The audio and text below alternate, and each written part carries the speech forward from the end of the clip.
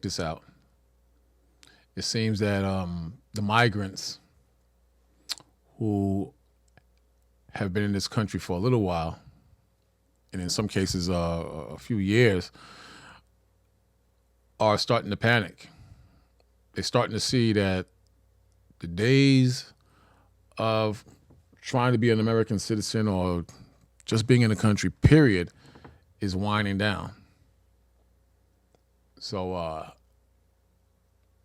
the word is that they're in great fear as Donald Trump makes his way to being the 47th president of the United States. And a lot of the Republicans expect pushback. And this is why I say there's going to be major disruption in this country in the future, because one side is saying one thing, another side is saying another. Then you have the media, which is controlled.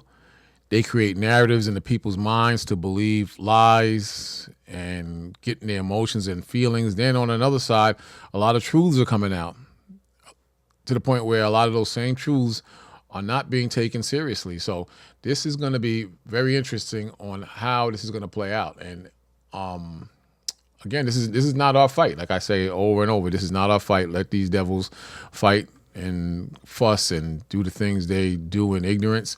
And we'll do what we do. We do what we do, man, because it's very serious, man.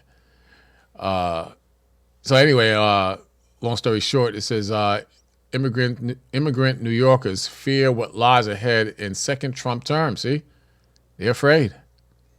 They're afraid. They crossed all that damn water and crocodiles and snakes and scorpions and drug lords and rapists, only to be sent back home. Only to be sent back home. Rumor has it that they will be given the choice of where do you want to go? Free flight to anywhere in the country. Where do you want to be dropped off at? It's crazy, man. It says as the dust settles from the 2024 election, immigrant New Yorkers fear how Donald Trump's second term will impact them. And they should be. They should be. See, many still recall the separation of families during the first term and fear they could be deported at any time. Now, what I'm hearing is that even if you had children in this country, you're still going back. Whole families. And that's where they're going to get Trump at. That's where they're going to get Trump at. He's going to be labeled as a dictator and a damn Adolf Hitler if this thing unravels nastily in a nasty way. Sorry. This is where they're going to get him. This is what I personally see. I could be wrong, but this is what I personally see. But that's what I personally see, and I think it's going to go in that direction. They're gonna paint him as a monster. Theo Oshero, co-executive director of Make the Road New York, said those fears have returned since Trump is promising mass deportation of undocumented immigrants starting on day one. I believe him, man. I believe him. Trump is a beast, man. Trump is a beast, and I believe that's exactly what he wants. Then on another level, I believe a lot of racists, that's what they want. They're tired of all these migrants flooding the country. Then to the point, a lot of blacks and Hispanics who are U.S. citizens, that's what I believe the majority of them want. They want to go back to a normal, or what they perceive as a normal lifestyle. And due to biblical prophecy and the Father, we're not going back to that.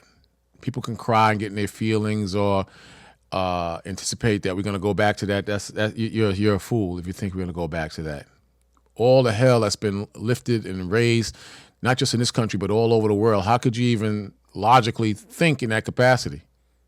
Not only are we talking about the threat of deportation, which is, of course, top of the mind and the top fear of many of our people, said O'Shea, but actual just physical violence in the streets, on the street, that really was something that had increased. In our experience during the Trump administration, I don't know about that. Well, no, I take that back. That violence has increased in the streets since the migrants have been here. It's a lose lose. So of course people are going to look in the direction of deportation.